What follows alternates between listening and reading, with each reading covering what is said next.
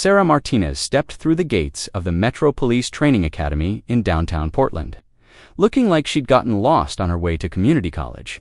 Her faded denim jacket and scuffed sneakers drew sneers from the polished recruits. Around her, most of whom had arrived in expensive cars with supportive families waving goodbye. While other cadets compared their criminal justice degrees and internship experiences, Sarah clutched a worn backpack that contained everything she owned. Her quiet presence as unremarkable as her thrift store appearance. The morning sun cast long shadows across the academy courtyard as buses and personal vehicles dropped off the newest class of police recruits. Among the eager faces and nervous conversations, Sarah sat quietly on a bench near the entrance, her brown eyes taking in every detail of the imposing brick buildings that would shape the next 6 months of her life. She didn't fidget like the others or pull out her phone to document this milestone moment. Her weathered hands remained folded in her lap, calloused from years of work that none of these privileged kids would ever understand. "Look at this place," whispered Jessica Chun, a blonde woman in her mid-20s whose perfectly pressed uniform and designer bag suggested family money and social connections. "My father says this is where they separate the real cops from the wannabes." She held up her phone, capturing selfies with the academy building in the background. "This is going to look amazing on my social media." Future Officer Chen, reporting for duty. The young man beside her, Marcus Williams, adjusted his expensive watch and nodded approvingly. "My uncle went through this same program 15 years ago," he says. "The key is showing them your leadership material from day one. They respect confidence and ambition." His polo shirt was crisp, his shoes spotless, and his smile suggested he expected this whole experience to be just another stepping stone toward the police chief position he'd been planning since college. A few recruits laughed nervously at his comment, already gravitating toward his natural authority. Marcus had the kind of easy charm that came from never doubting his place in the world, never wondering if he belonged. His criminal justice degree was from an expensive private university. His internship had been with the district attorney's office, and his family connections included 3 generations of law enforcement leadership. Sarah pulled her jacket tighter around her shoulders. The fabric was soft from countless washings. The color faded to something between navy and gray. Her jeans had a small patch on the knee, sewn with careful stitches that suggested someone who knew how to make things last. While other recruits shared stories about their college experiences and family traditions in law enforcement, Sarah remained silent, her presence as unassuming as her appearance. The academy doors opened precisely at 8 a.m., and Sergeant Rita Torres emerged onto the steps. Her uniform was immaculate, her posture rigid, and her expression carried the kind of authority that comes from 20 years of street experience and 5 years of training new officers. Behind her stood Officer Mike Bradley, clipboard in hand, his gray hair and stern demeanor suggesting someone who had seen thousands of hopeful recruits either succeed or wash out. "Form up," Torres called out, her voice cutting through the morning chatter like a knife. Single file, shoulders back, mouths closed. Your civilian lives ended the moment you walked through those gates. The recruits scrambled to comply, bumping into each other as they tried to form something resembling police formation. Marcus naturally positioned himself near the front, his leadership instincts kicking in as he helped organize the others. Jessica found herself behind him, her social media forgotten as the reality of police discipline began to sink in. Other recruits clustered together, seeking comfort in numbers and familiar faces. Sarah took her place near the back of the line, her hands at her sides, her posture naturally straight. She didn't whisper to anyone or crane her neck to see what was happening ahead. She simply waited, her breathing steady, her eyes forward, as if she understood that patience was more valuable than curiosity in this environment. Torres began walking down the line, stopping in front of each recruit for a moment of silent evaluation. When she reached Marcus, she paused longer than usual, taking in his confident bearing, his expensive haircut, and the way his eyes met hers without flinching. Williams, Marcus J., Torres read from Bradley's list. Age 24, criminal justice degree, family history in law enforcement. "Yes," Sergeant Marcus replied, his voice clear and strong, carrying the confidence that had served him well throughout his privileged life. Torres nodded slightly and moved on. When she reached Jessica, her expression remained neutral, despite the young woman's obvious discomfort under scrutiny. Chen, Jessica M., age 23, communications degree, social media background. Yes, Sergeant, Jessica managed, her usual confidence shaken by the intensity of Torres's stare. The inspection continued down the line. Torres assessed each recruit with methodical precision, occasionally making comments that would either boost or deflate their confidence. Some stood taller under her attention, while others seemed to shrink. When she finally reached Sarah, Torres stopped, looking her up and down, taking in the simple clothes, the worn shoes, the unremarkable appearance. Several seconds passed in silence. Martinez, Sarah K. Torres said, reading from the list. Age, 22. She paused, her eyes narrowing slightly. No college degree, no family connections, no law enforcement background. Yes, Sergeant Sarah said quietly, her voice steady but soft. Torres studied her for another moment, something in her expression, suggesting she had filed away this lack of traditional qualifications for future consideration. Then she moved on to the final recruits. But her glance back at Sarah suggested that the quiet young woman had already distinguished herself, though not necessarily in a positive way. Inside, Torres commanded, gesturing toward the academy doors. Time to begin your transformation from civilians to police officers. Some of you will succeed. Others will be crying to their parents before the week is out. As the group filed into the building, Marcus fell into step beside a tall, athletic recruit named David Powell. Looks like we're in for quite a ride, Marcus said with a grin that didn't quite hide his nervousness. David laughed, unconsciously flexing his shoulders. Good thing I've been preparing for this my whole life. Football team, martial arts, security, work. These instructors don't know what they're dealing with. Behind them, Jessica was already bonding with a group of female recruits, her natural charisma helping her establish a social circle despite her earlier nervousness. I mean, how hard can it be, right? She said with a laugh that carried just a hint of uncertainty. It's just police training. People do this all the time. Sarah walked alone, observing the conversations around her, but not participating.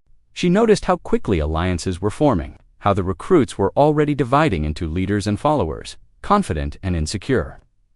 It was a dynamic she had seen before in other places, other times, though she kept those observations too. Herself, the academy buzzed with activity as recruits were processed through various stations. Medical checks, paperwork verification, equipment issue, and orientation briefings created controlled chaos that left most of the new arrivals feeling overwhelmed. The staff moved with practiced efficiency, treating each recruit as another number. In an endless stream of young people seeking to join law enforcement at the equipment station, a gruff quartermaster named Rodriguez handed out uniforms and basic gear with minimal enthusiasm. When Marcus approached, Rodriguez looked him over approvingly. "This one looks like he can handle real equipment," Rodriguez commented to his assistant. He handed Marcus a complete set of properly fitted gear, including a high-quality duty belt and well-maintained boots.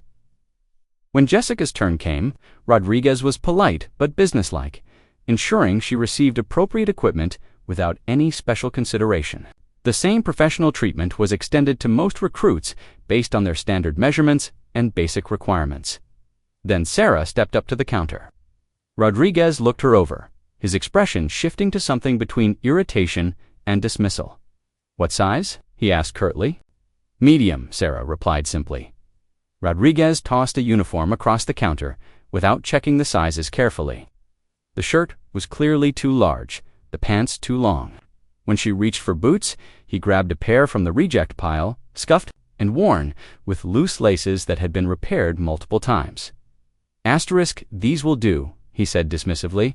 Next, Sarah gathered the ill-fitting gear without complaint, her expression unchanged. As she walked away, she heard Rodriguez mutter to his assistant, "That one won't last a week. Waste of good equipment." The orientation briefing took place.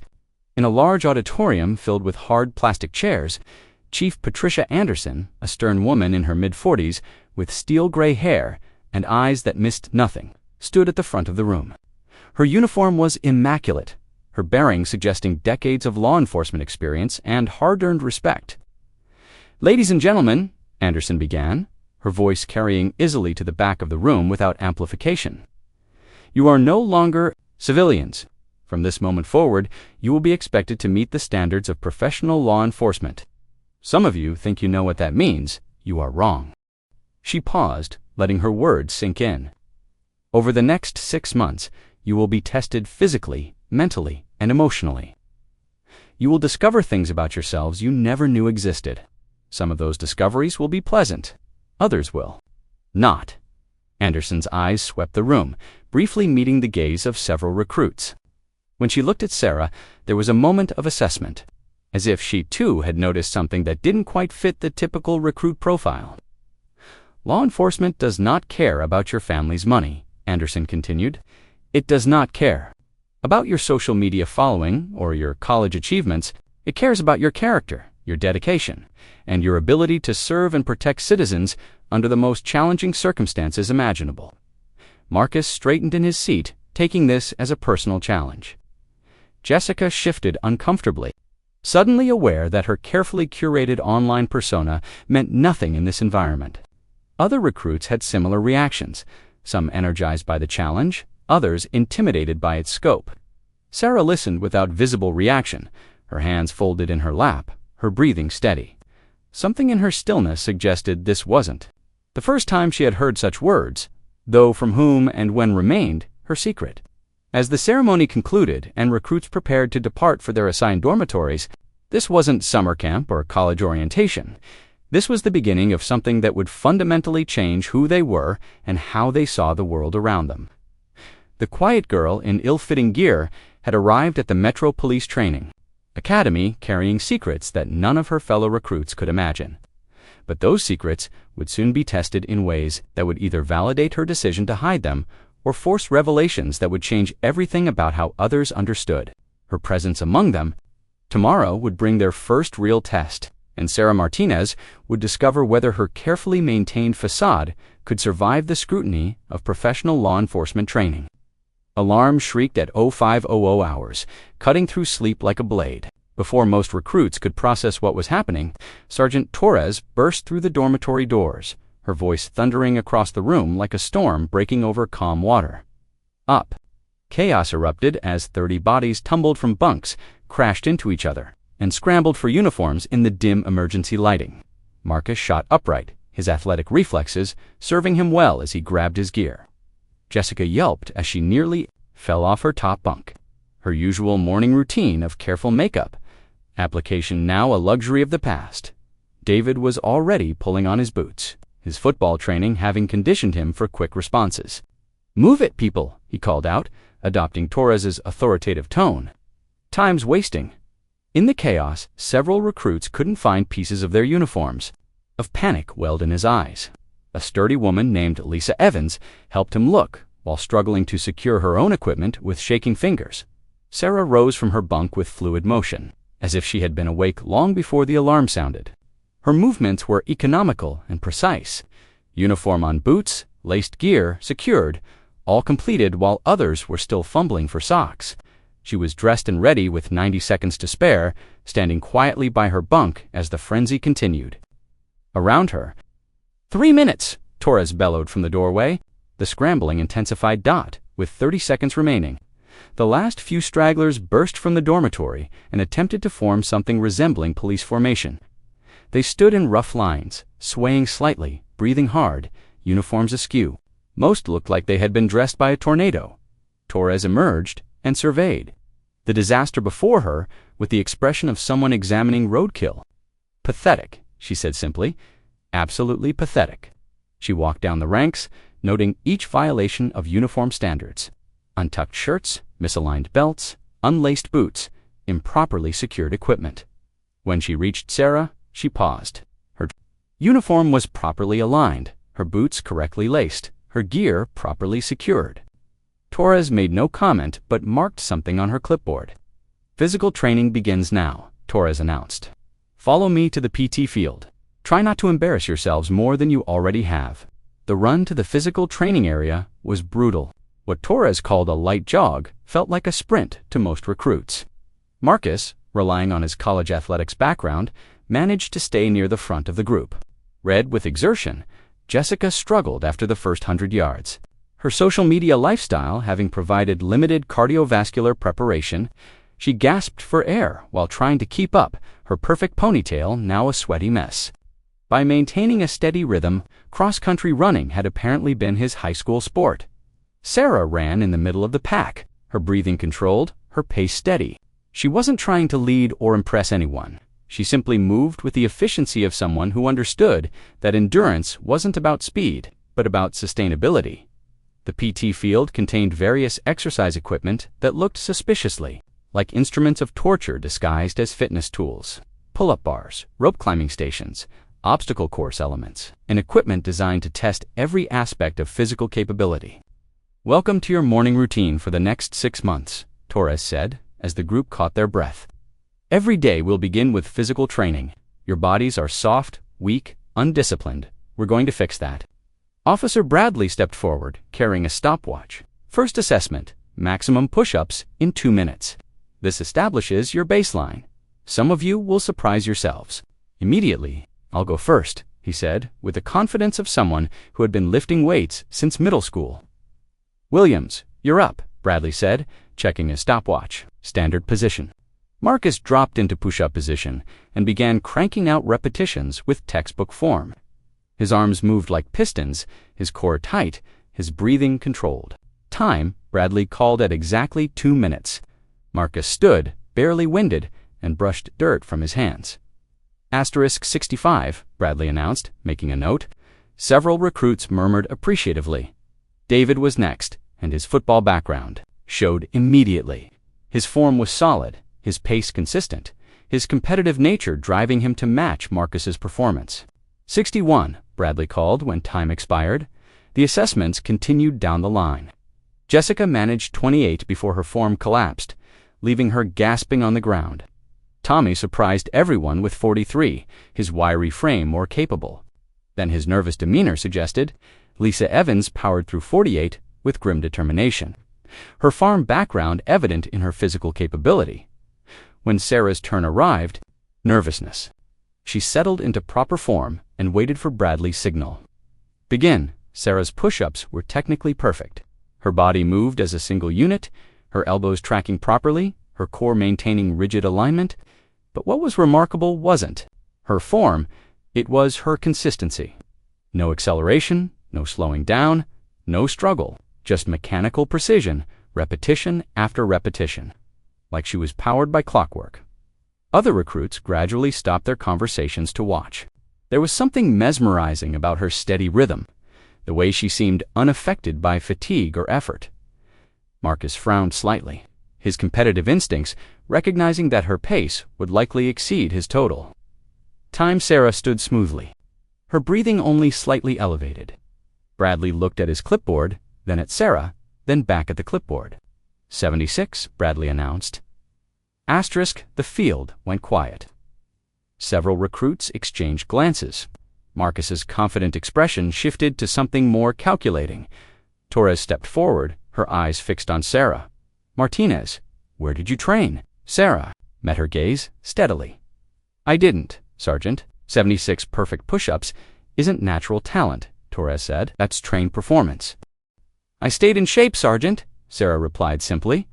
Torres studied her for another moment, then moved on. Ill-fitting gear might not be what she appeared. The morning continued with pull-ups, sit-ups, and a timed run. In each exercise, Sarah performed competently without drawing excessive attention to herself. She wasn't the best at everything, but she was consistently strong across all events, the mark of comprehensive training rather than natural athleticism. PT, the group was marched to the cafeteria for breakfast. The food was adequate but uninspiring. The seating arrangement revealed social dynamics already developing within the group. Marcus naturally claimed a position at the head of one table, with David and several other athletic recruits clustering around him.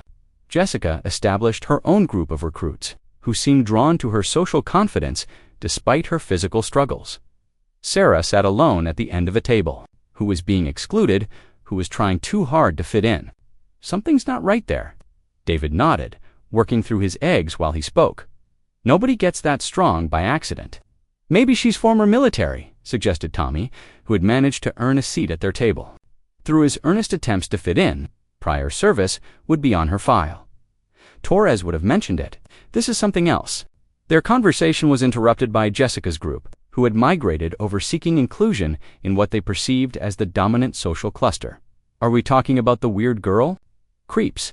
Just sits there, staring at everyone like she's planning something. She's just observing. Same thing, David said dismissively. Sarah continued eating, giving no indication she could hear their conversation from 3 seats away. But her posture subtly shifted, not defensively. Taught by Detective Maria Rodriguez, a sharp-eyed woman who had clearly reached her rank through competence rather than connections. Asterisk.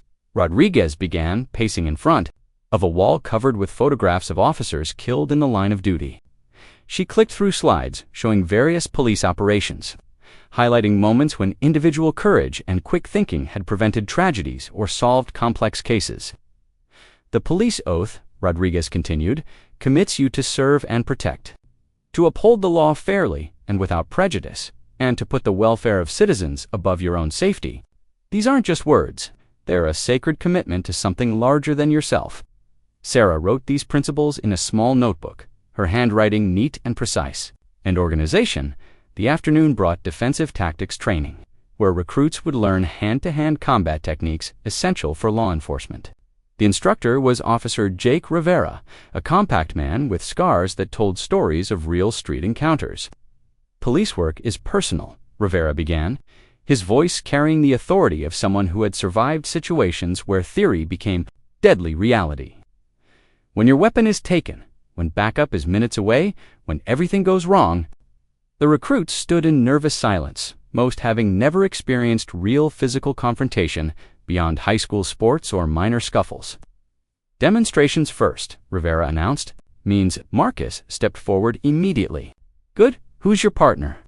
Before anyone else could respond, David stepped into the circle, his football background having given him confidence in physical confrontation. The 2 recruits faced each other on the mats, their mutual respect barely concealing the competitive tension that had been building throughout training. Basic grappling, Rivera instructed. Superior size allowed him to sprawl and counterattack. The exchange became a grinding test of endurance and will, with neither man able to gain decisive advantage. Marcus eventually prevailed through superior conditioning, but the victory came at considerable cost. And humbled by the violence they had experienced, adequate, Rivera said, helping both men to their feet. You've learned the first lesson. Real fighting is ugly, exhausting, and painful. The training continued with basic techniques: how to fall without injury, how to escape from common holds, how to strike effectively. Most recruits struggled with the unfamiliar movements and the psychological challenge of intentional violence. Jessica looked genuinely terrified when her turn came to practice with a partner. Her communications background had provided no preparation for physical confrontation. Aggression, her farm background had taught her to handle difficult situations with physical capability. A solidly built young man who had been performing adequately in most training areas. The pairing seemed designed to test her abilities against superior size and strength. Asterisk basic grappling. Rivera announced, same rules as before. Chris approached the engagement with confidence based on his size advantage and Sarah's unremarkable appearance. His initial attack was straightforward, a simple attempt to use superior weight and strength to overwhelm his smaller opponent. What happened next was so fast that most observers missed the specific mechanics. Chris found himself airborne, then impacting the mat with stunning force. At the result, his experienced eyes trying to process what he had witnessed. Chris, now aware that he was facing unexpected capability, approached more cautiously. Sarah waited patiently for his attack, then used his momentum against him with a throw that was textbook perfect in its execution.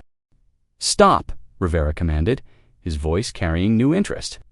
Martinez, where did you learn that technique? Self-defense classes, officer. What kind of self-defense? Classes, the kind my father thought I needed. Officer Rivera studied her for a long moment, his combat-trained instincts recognizing that her movements had shown far more, but he moved on without further comment, though his expression suggested that another mental note had been filed. The day concluded with firearms training at the Academy's shooting range. The range was a serious environment with concrete barriers, electronic targets, and safety protocols that were explained with deadly earnestness. Detective Rodriguez took charge of the training, her expertise with firearms evident in every aspect of her instruction. "Weapon safety is not negotiable," she began, her voice carrying absolute authority.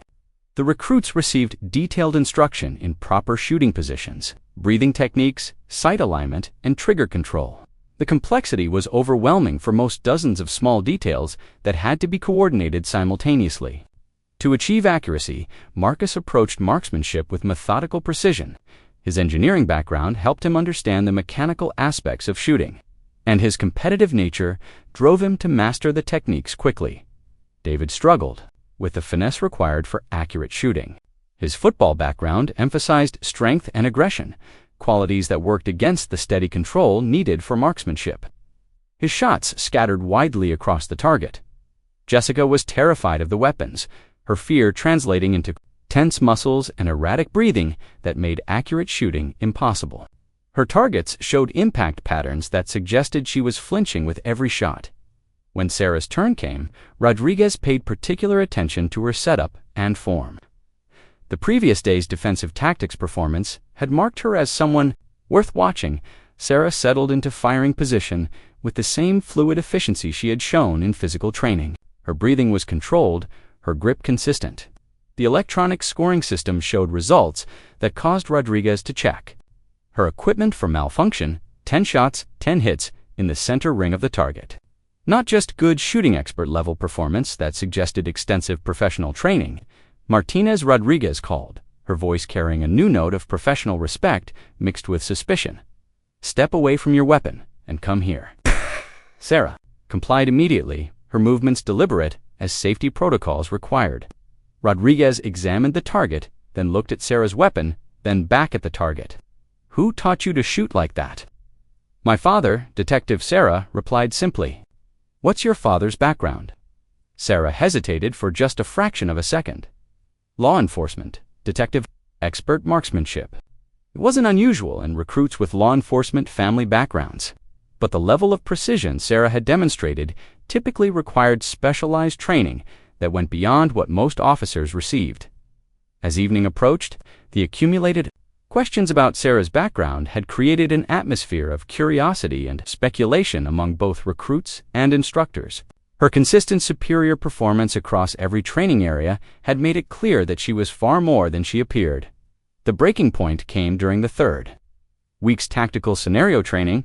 The exercise involved simulated domestic violence response, requiring recruits to demonstrate not just tactical skills, but judgment, communication ability, and the kind of decision-making that separated, where actors played an abusive husband, a terrified wife, and 2 frightened children.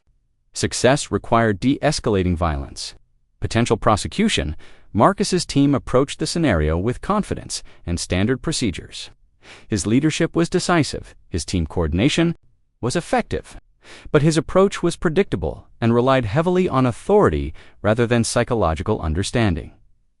When Sarah's team was called, the dynamic was immediately different. She hadn't volunteered for leadership, but her teammates naturally looked to her for guidance. Speaking in low tones that carried authority despite their quiet delivery, the approach she outlined was sophisticated, emphasizing psychological assessment, environmental awareness, and tactical flexibility rather than rigid adherence to standard procedures. When they entered the scenario, Sarah's team moved with coordination that impressed the evaluating instructors. But more impressive was Sarah's interaction with the simulated domestic violence situation. She read the psychological dynamics instantly, recognized the specific type of abuser they were dealing with, and adapted her communication style to de-escalate the situation while simultaneously gathering evidence and ensuring victim safety. Her performance was flawless.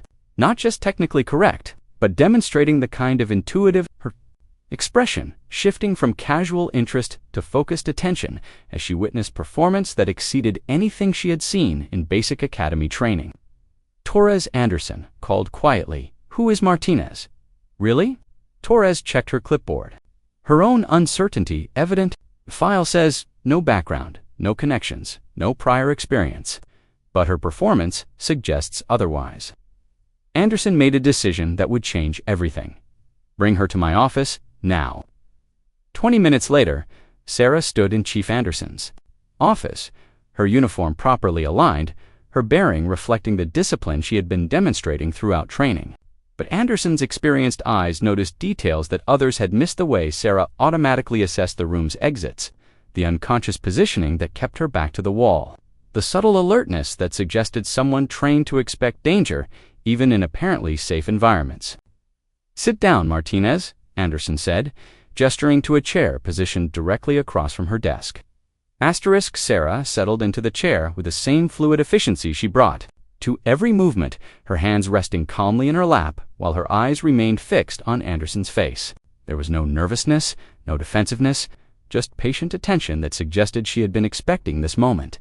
Anderson opened a file folder that contained Sarah's personnel records, spreading the documents across her desk with deliberate precision. The paperwork was notably thin for someone entering law enforcement: basic information, standard forms, but conspicuously lacking the detailed background documentation that usually accompanied new recruits. "Your file is interesting," Anderson began. "No emergency contacts, no references beyond the bare minimum required for academy admission." She paused, allowing the implications of that sparse background to settle between them. "But your performance over the past 3 weeks tells a different story.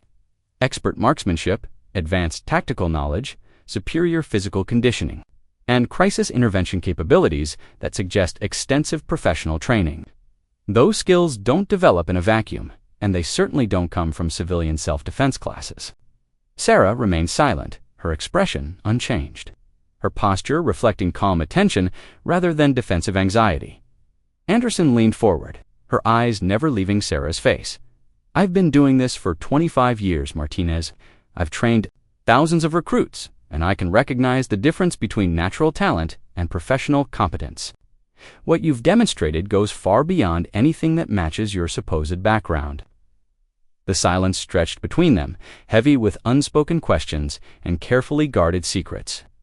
Anderson waited with the patience of someone who understood that pressure and time were often more effective than direct confrontation. Finally, Sarah spoke, her voice quiet but clear. "What would you like me to tell you, Chief?" "The truth," Anderson replied simply.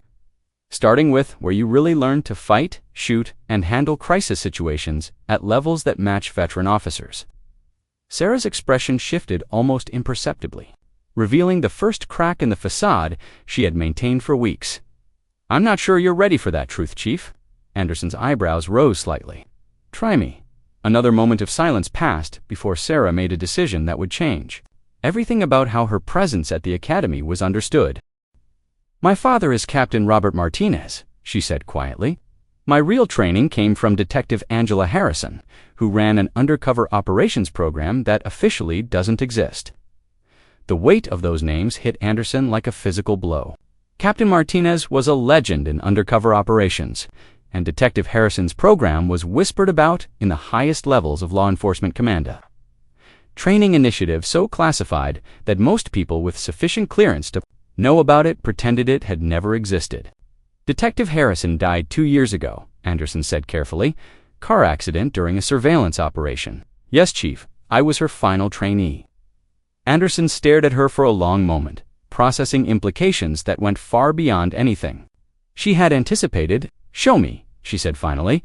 Sarah stood slowly and turned around, her hands moving to lift the back of her uniform shirt. The tattoo revealed was small but unmistakable. Stylized badge surrounded by symbols that marked her as someone who had completed the most demanding undercover training program law enforcement had ever developed. Anderson's reaction was immediate and involuntary. She stood, her body responding to recognition that transcended rank and protocol.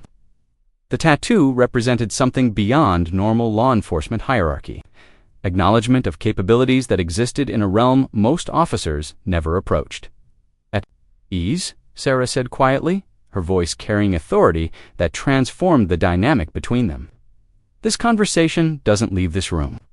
Anderson slowly resumed her seat, her mind racing through the implications of what she had learned. How long? 4 years of training under Detective Harrison, 2 years since her death. This is my first time in a regular law enforcement environment. Why here? Why basic academy training when you could walk into any specialized unit and write your own ticket? Sarah's expression softened slightly, revealing something approaching vulnerability beneath her professional composure. Because I wanted to understand what normal police work felt like. Harrison's program was intense, focused on deep cover operations.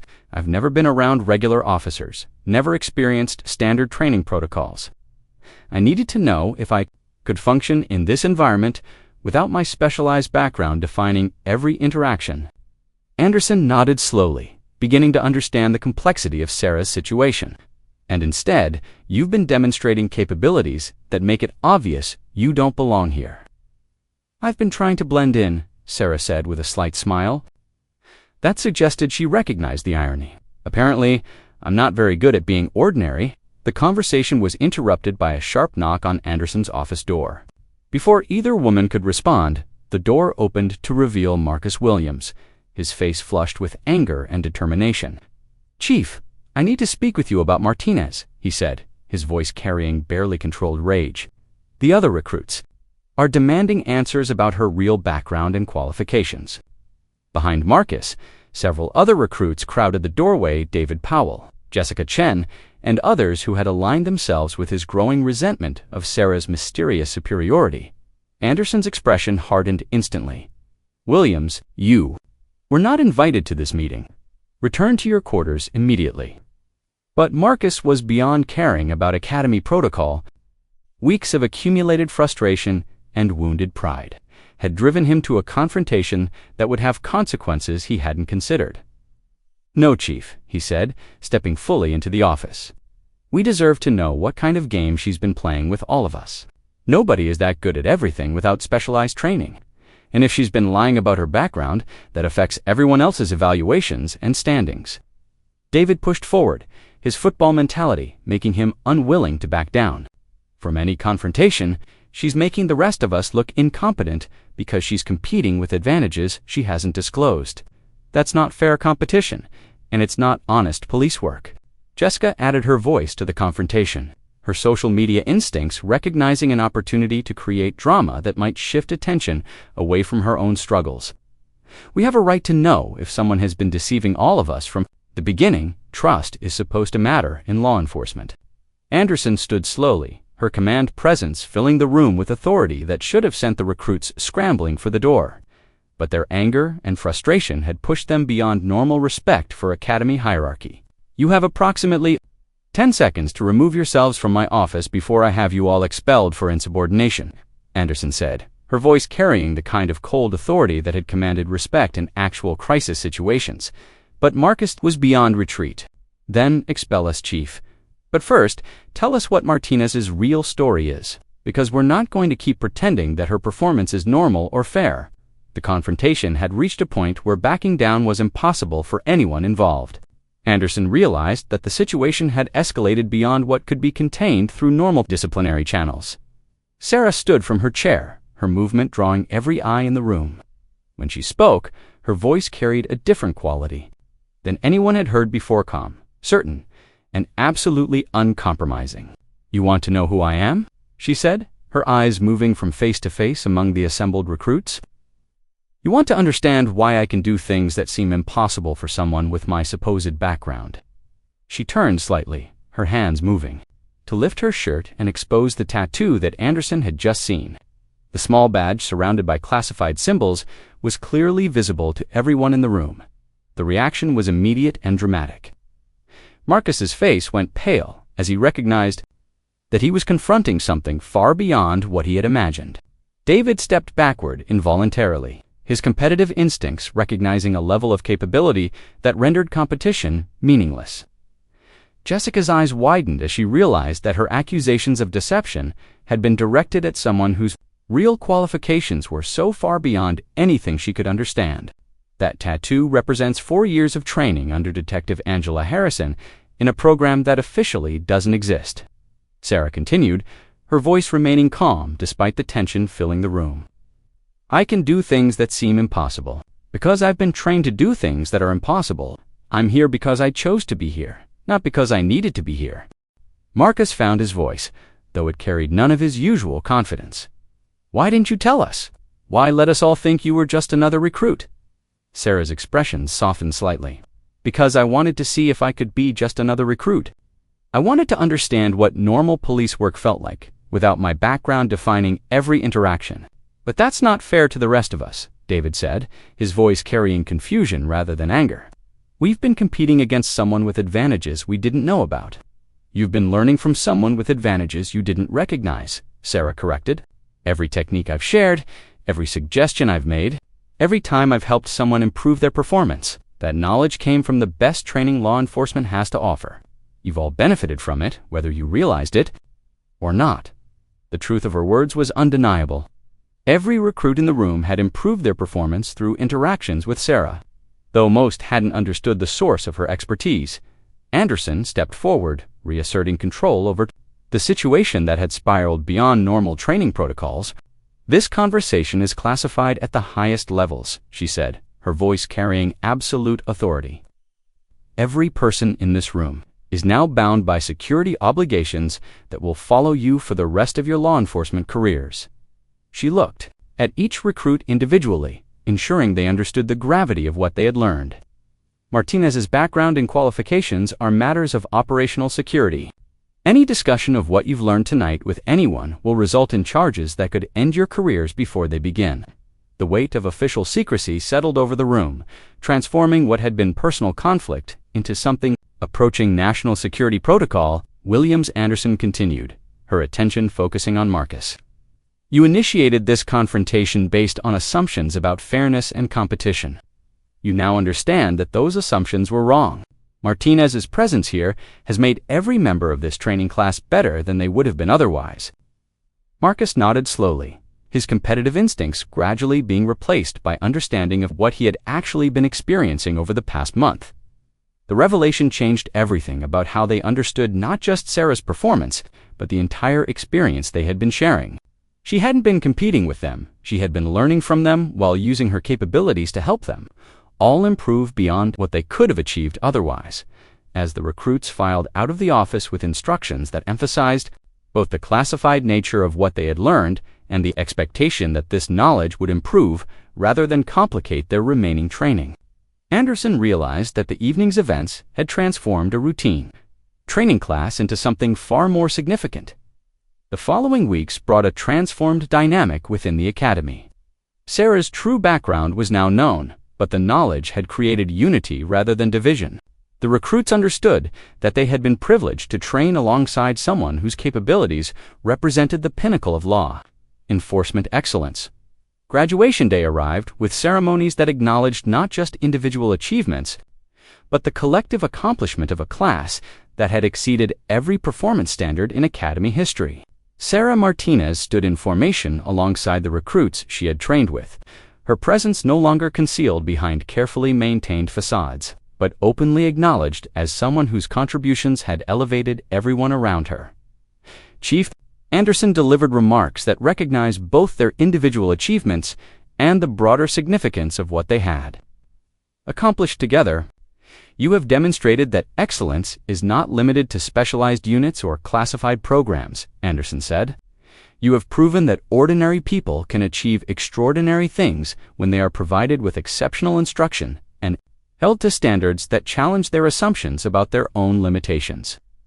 As the ceremony concluded and recruits prepared to depart for their various assignments, Sarah approached Marcus with a kind of respect that reflected genuine appreciation, rather than competitive acknowledgement. Thank you, Marcus said simply, not just for the training, but for showing us what real leadership looks like. Sarah's response revealed the humility that her elite training had somehow preserved rather than eliminated. You taught me things that my specialized training never covered. I understand tactics and procedures and individual skills, but I didn't understand what it meant to be part of a normal police unit until I trained with all of you. The quiet girl in ill-fitting gear who had arrived at the Metro Police Training Academy months earlier departed as an acknowledged leader, whose influence would continue through the officers she had trained, and the institutional changes her presence had inspired. Her story proved that excellence could be cultivated rather than simply identified, that leadership could be taught as well as demonstrated, and that some of the most valuable law enforcement training occurred when exceptional individuals chose to share their capabilities rather than simply displaying them. Sarah Martinez's decision to experience conventional police training had created effects that would influence not just the careers of 30 individuals, but law enforcement's understanding of how elite capabilities could be integrated into standard training to produce results that exceeded the sum of their individual parts.